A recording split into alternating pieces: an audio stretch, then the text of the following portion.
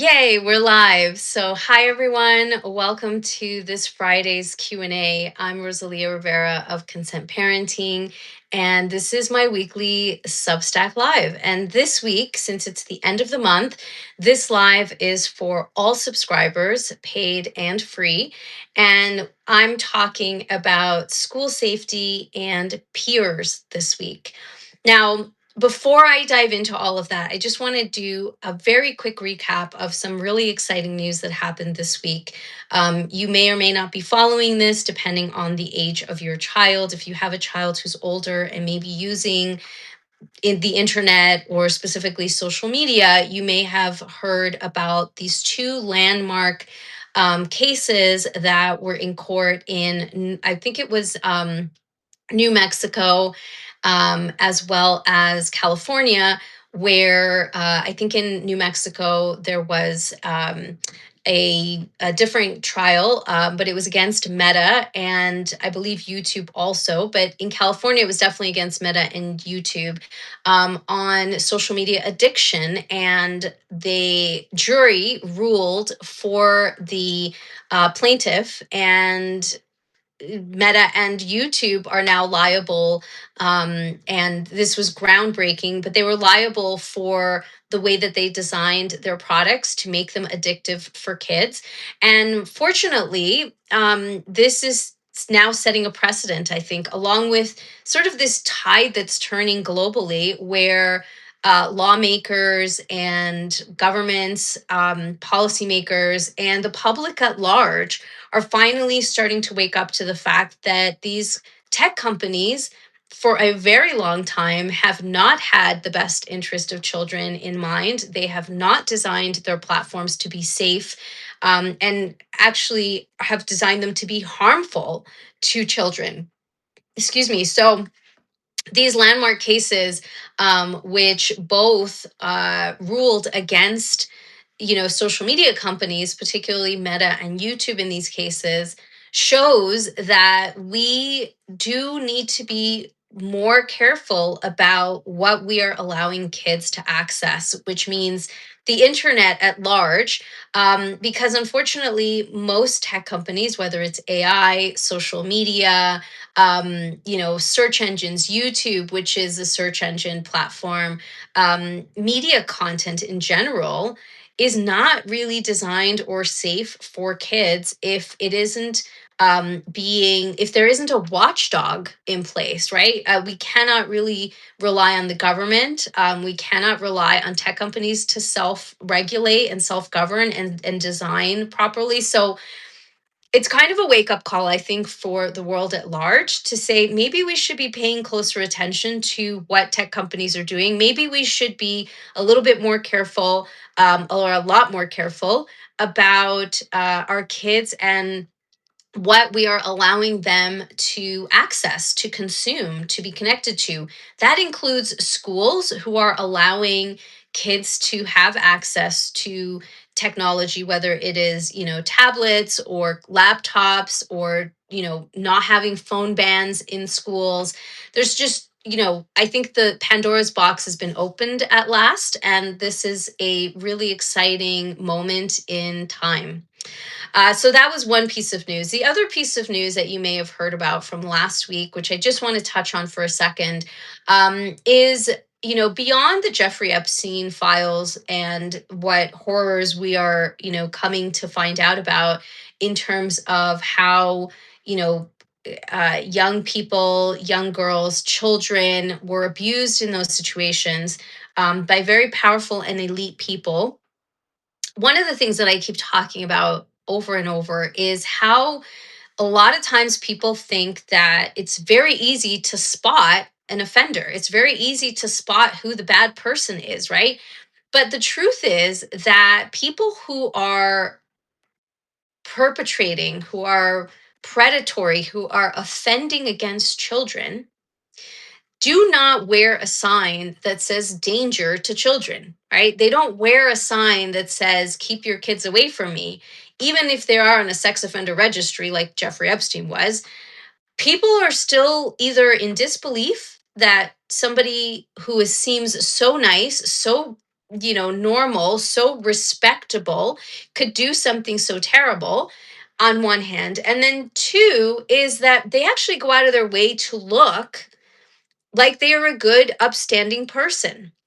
They go out of their way to groom entire communities. And so last week, we heard this explosive bombshell investigative report from the New York Times about Cesar Chavez, who was one of the co-founders of the farmers union movement in the 70s, and how this person was actually a predator, was actually harming girls and women, and was a sexual predator. And this is now coming to light, in 2026, just, days shy of Cesar Chavez's birthday, which, all these people were honoring him for being such a great person and a great leader, and, a civil rights movement leader, and, was adored by millions of people and the Latin community, especially. And to come to find out that this was actually someone who was causing great harm to girls and women just felt like a huge betrayal, right? It felt like, how could this have happened? How could nobody have known? Why did these, victims stay silent? Why didn't they come out sooner? Many of them actually did try to speak up. To one of the women that was in this article was talking about how, she made a comment on social media not long ago, maybe a year or two ago, where she got completely like shut down, and they were saying, why are you talking about this? Why are you bringing this up? Do you know that this could be harmful to the movement? Do you know that this could be harmful to this community of Latin people who are being persecuted by ICE right now? This isn't going to look well. And you should just stay silent. You should just stay quiet. Like, why are you speaking up about this? And this is unfortunately what happens so many times within homes, within families, where one person is committing harm, but others in the family don't want it to, cause all kinds of, conflict within the family. And so they just allow the victim to stay silent, or they ask or push the victim to stay quiet while the perpetrator is allowed to continue harming others. And unfortunately, we see this over and over and over and time again. And it's one of the problems that perpetuates, abusers, it allows abusers to continue harming others with impunity, and the cycle goes on. And I can give you hundreds of examples of how this happens all the time, has happened in institutions. Larry Nassar is another perfect example. The USA, Olympics did not want to rock the boat and have this come out during the Olympics, so they kept victims quiet, and they were trying to make sure that they didn't come out about this.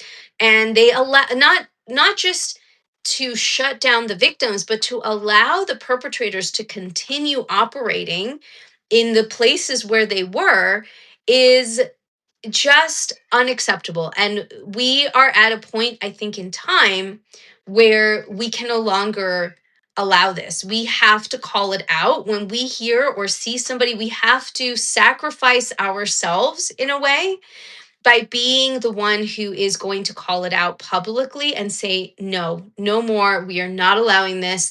Just because this person is in a position of power, just because this person has money, just because this person is, well loved by the community or by the family, we cannot protect perpetrators. The cost is too great. It is not okay to silence victims. I'm going off on a tangent here, but I'm just so passionate about this because it is just unacceptable. And we are at a point in time where we have to stand up against sexual violence against women and girls.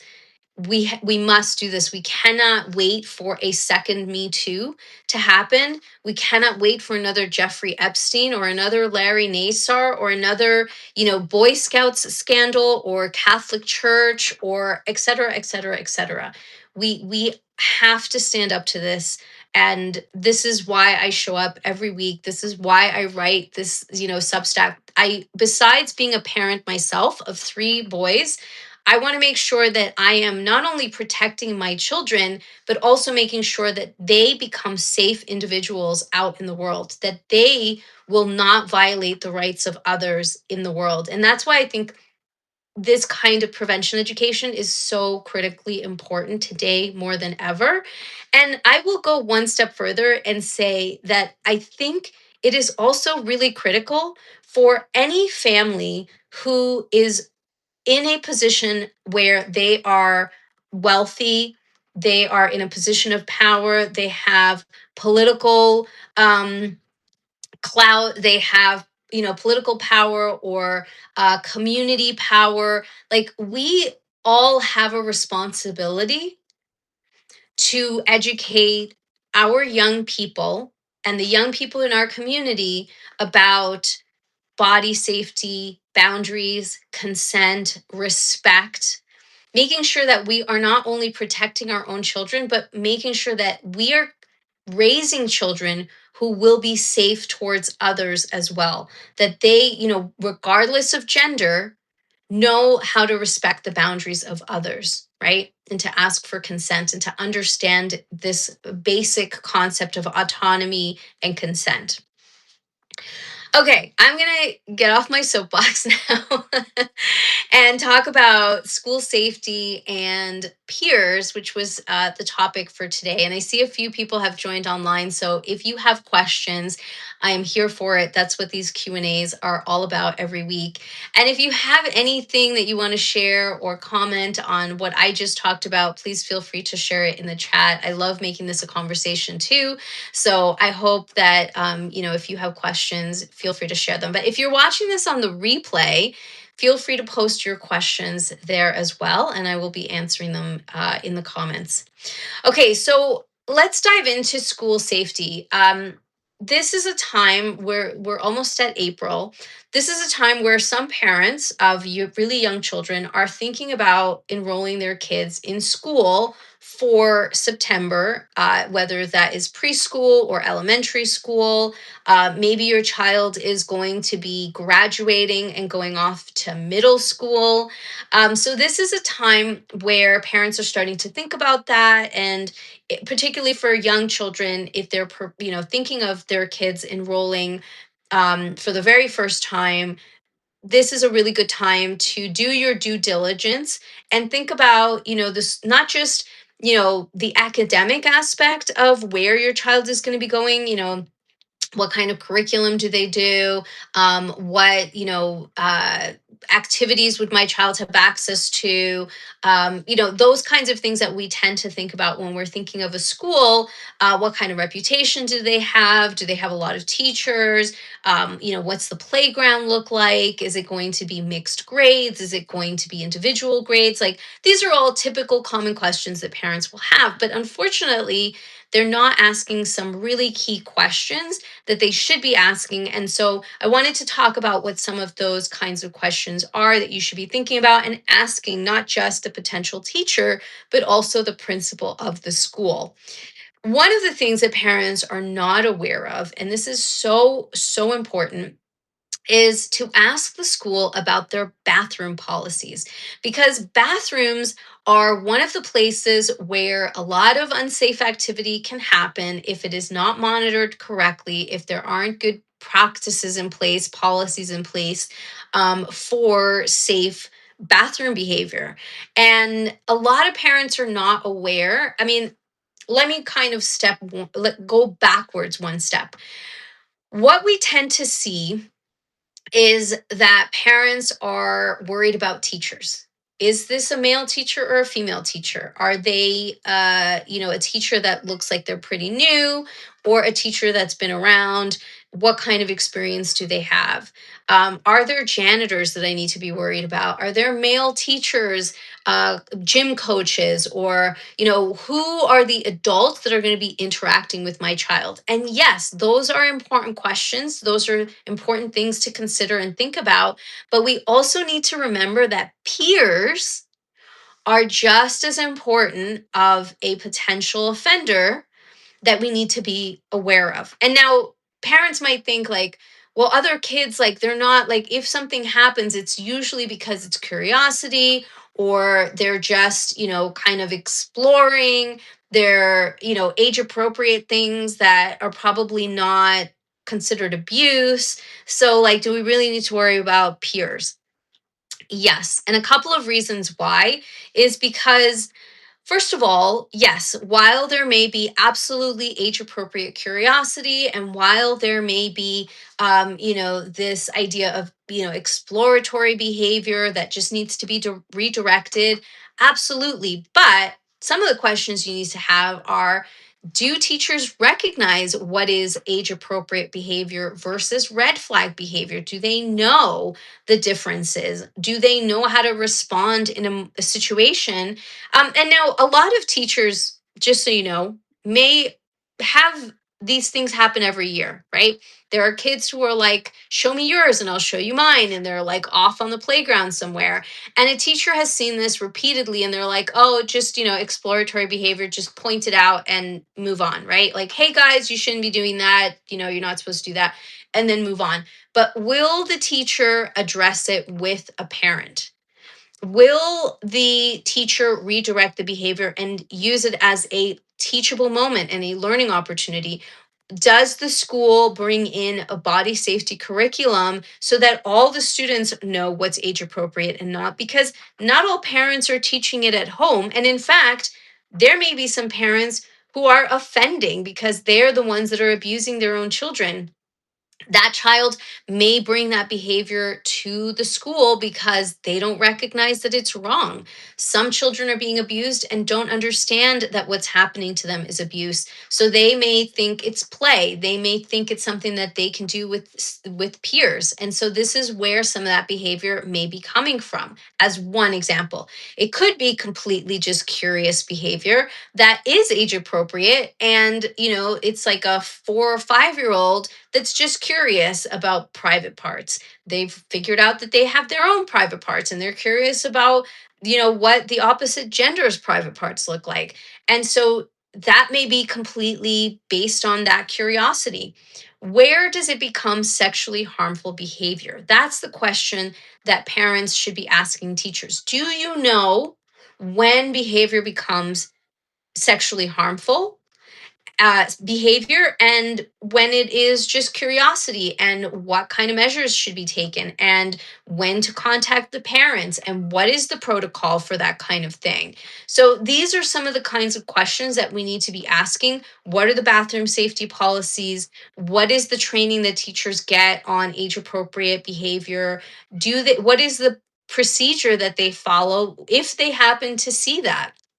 And lastly, what kind of training, or sorry, what kind of body safety curriculum does the school provide to the students? Now, if you're in the US and you are in a state that is an errand law state, then your state should be mandating your school to provide a minimum of a 1 hour body safety class in the classroom per year.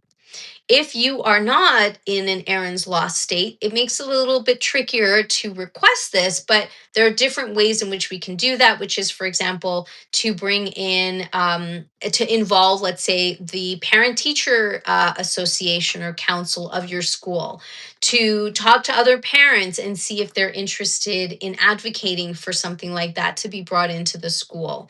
If you are in a forest school, if you're thinking of bringing your child to a forest school, all the more important, because there are so many areas, and I've heard at least three different situations where parents have consulted with me because there was a situation that happened in a forest school.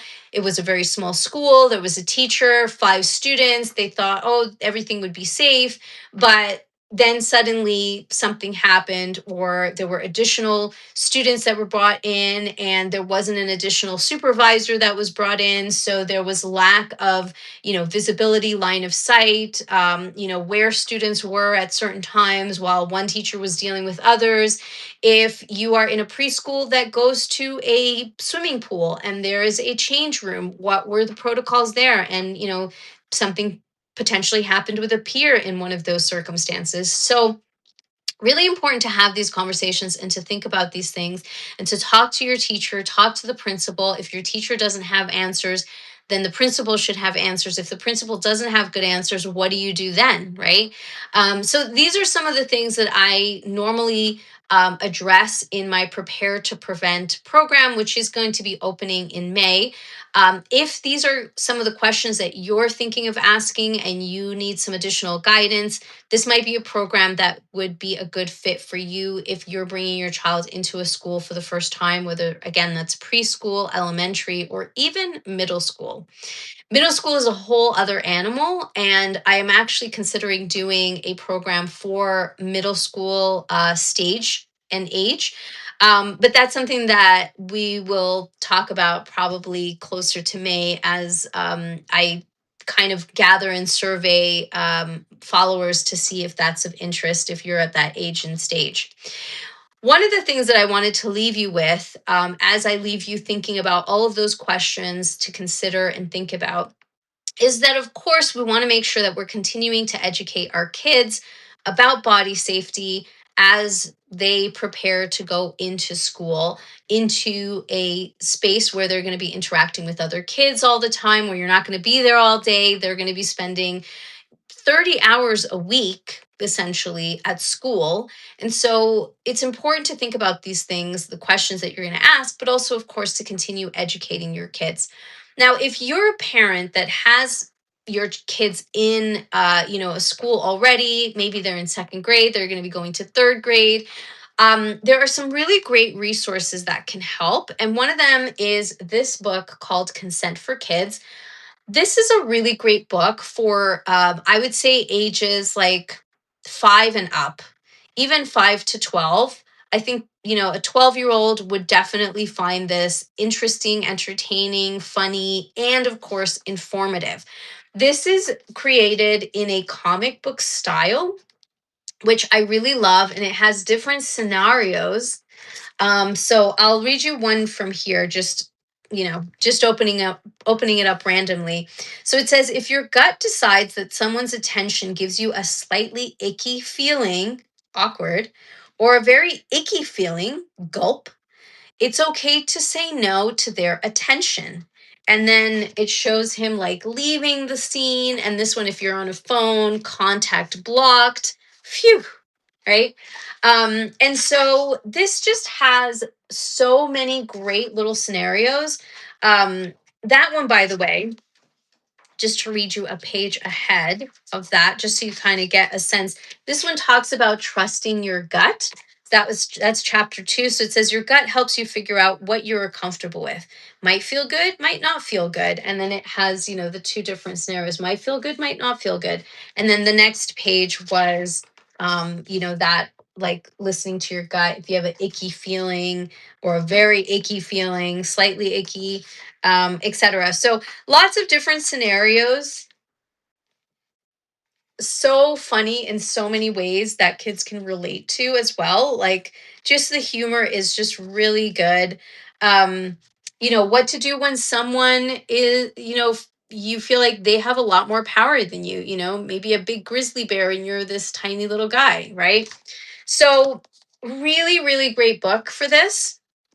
And I just I really love this book. I keep recommending it, particularly for that age group of 5 and up. I think there's so many great books for little kids, the toddlers, preschoolers, but not so many for that older age group, which I think definitely needs to continue hearing these conversations, but in a different sort of elevated way that connects with where they are in their development and stage.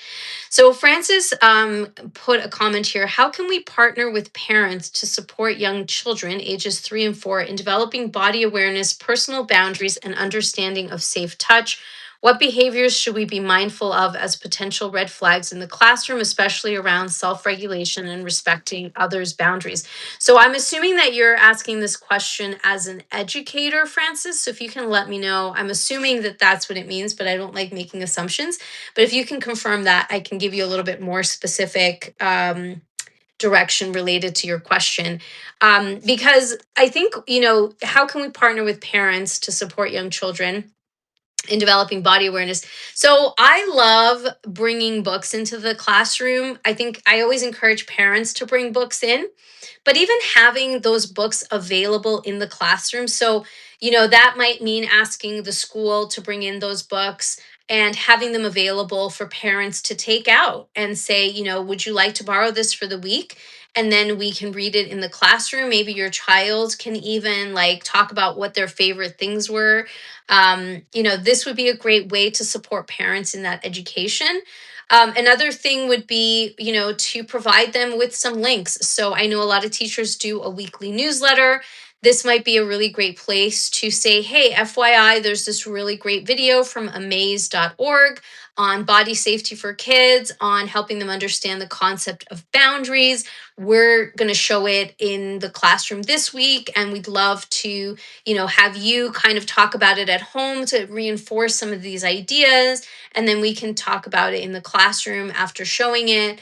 Let me know, if you have any questions about this video. So sharing links to content, whether it's websites or blog posts or classes, that you think would be helpful for them to talk about with their kids at home to continue those conversations, would be great ways, because you're basically helping those parents find the resources that they didn't even know that they needed, right? And it's such a great proactive way to show parents that you are thinking about this, that you're supporting this kind of education, that you are a safe adult that wants them to become parents who are proactive and informed about these topics, right? So really great ways, books, video links in newsletters, and then maybe even just a flyer that, sometimes you can have in the classroom to say, hey, we have this poster, Educate to Empower, which is a Australian based publishing book company for body safety books, has some great posters that you can download for free. You can send those links to the parents as well and say, hey, if you'd like to download this poster and print it and put it up in your home, it will match the one that we have in the classroom and just reinforce these body safety ideas and lessons, right? So that's another really great way, is to like having posters, sharing posters, providing parents with posters if possible. So those are some other ways that you can also add these kinds of resources. You can share those with parents. Second part of your question is, what behaviors should we be mindful of as potential red flags in the classroom, especially around self-regulation and respecting others' bodies? Sometimes kids will, yes, as a parent, and yes, and a parent engagement coordinator. Okay, awesome. Yeah, that would be great. Thank you for sharing the link to my blog post as well. So the other, to look at in terms of what are red flags in the classroom. This is if we're hearing kids talking about genitals a lot. I know a case of, kids in a classroom that were, the teacher was overhearing the word penis constantly. And it was like they were pretending that they were shooting through their pants at somebody else with a gun, but it was really like supposed to, like they were pretending that it was their penis gun. And they were starting to hear this like repeatedly by the same little group of kids.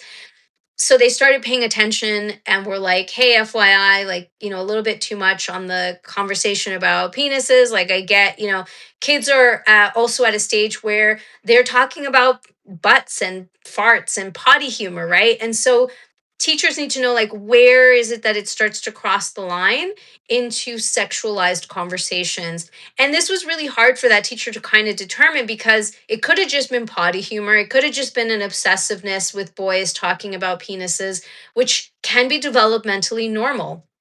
But where they started to see red flags, because it was a teacher and a teacher's aide in that classroom, was that there was like, oh, the same boys are starting to go to the bathroom. Here we go again with the theme of bathrooms, right? The same group of kids seems to always ask to go to the bathroom at the same time. And so the teacher was starting to notice that and flag it. She also flagged it with the parents. Parents weren't as aware. Like, one of the parents in particular was like, oh, that sounds just like potty humor behavior. Like, they weren't really concerned. One of the other parents was concerned, had a conversation with her kid. Her kid was like, no, nothing's really happening, like everything's fine. But what was happening was that there was sort of this experimental behavior that was starting to happen in the bathrooms.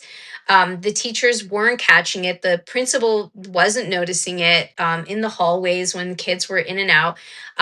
This is where behavior started to get flagged, and but it got flagged very late. At this point, kids had been um, tampering with sexually harmful behavior because one it turned out that one of the kids was being abused or had been abused, I think it was, by an older teen in their life, and they were just mimicking some of the behavior. And then that led to that child bringing other kids into experimenting with the behavior that he had experienced and learned from this previous situation that was actual abuse. But it got flagged really late because the teacher wasn't quite sure. And so what I always say is it's important for teachers to have that education. I did a class a couple of years ago with Amy Lang, who's a sexual health educator, and we talked about the spectrum of what is appropriate and not. It's important to get that information. You can find that by Googling it. What is the sexual behavior continuum of children and what is age appropriate and not age appropriate so that you have it on hand. This is something that unfortunately schools aren't teaching. They're not giving this education clearly and explicitly to teachers about peer behavior because they don't know that the numbers have been on the rise. They're not getting a lot of times that education, which is another question that you could be asking the school is, what is actually the training that teachers are getting on body safety and appropriate, like, do they know when to flag even an educator? Is there a safe culture of reporting allowed in that in that school, in that district? Sometimes teachers want to say, hey, I noticed that another teacher was acting weird with a student, but I wasn't sure if that was what I should flag. Who should I bring it up to? I heard that some other teacher said something and then they got fired. Like, what kind of culture is being created? Now, those are questions that are trickier to ask for a principal. But if we start being proactive from the very beginning to ask, how are teachers vetted? What, kind of background checks do they do? What kind of training do they get? Is it yearly? Is it mandatory? Do they know about the rates of peer-to-peer abuse that are on the rise, and what is behavior that should be flagged versus just hey, tell mom that I noticed Johnny was having these conversations with their friends and you might want to have these talks at home. How to redirect the behavior in school, how to address the behavior in school, etc. So it's super important for educators to get that information, to get that knowledge. And if you are a parent who's had that conversation with an educator and you realize this educator isn't really aware of what, they kind of have become desensitized because of the years of working with kids, that they think all of this behavior is normal and it just needs redirection, instead of maybe additional supervision or making sure that we're not letting kids go to the bathroom at the same time because we're noticing a pattern. Where do we intervene? What are the processes and protocols? So those are things that the school needs to outline very clearly if they don't have it already, and that the staff and the educators are getting that training to make sure that they know how to respond, when to respond, and what are the procedures that you're supposed to have in place should you notice those behaviors, right? So I hope that helped answer your question. Okay, so agreed, and I will bring this up. Okay, well, thank you for your question, Francis. I think that was a really important question. Again, if you're watching the replay and you have other questions, please let me know. I'm happy to answer those. Okay, so I'll wrap it up there. I covered quite a lot more than I thought I was going to today, so I hope that was really helpful. If you are a free subscriber, please consider becoming a paid member, because then you get to join these Q&As every week, instead of just once a month, as well as all of the workshops that I currently have available. And I'm so excited to share that the Touch Continuum class that I have been working on is ready to launch, and I will be offering that to all paid members on the first weekend of April, which I believe is April 5th, which is a Sunday. So if you're interested in joining that class or having access to the replay, consider becoming a paid member, whether that's monthly or annually.